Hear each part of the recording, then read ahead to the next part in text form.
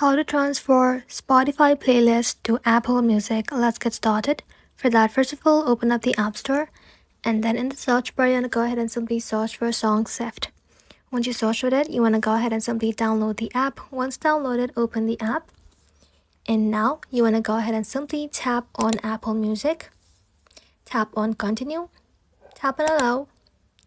And after that, you need to go ahead and simply scroll below and then simply search for Spotify, tap onto it, tap on open, log into your account. Once logged in, both services are now connected. You want to go ahead and simply tap on agree and then hit get started.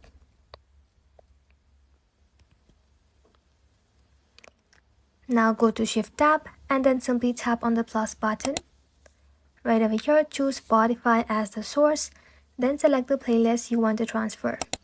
After that, you want to go ahead and simply choose Apple Music as destination and then tap on Start Shift.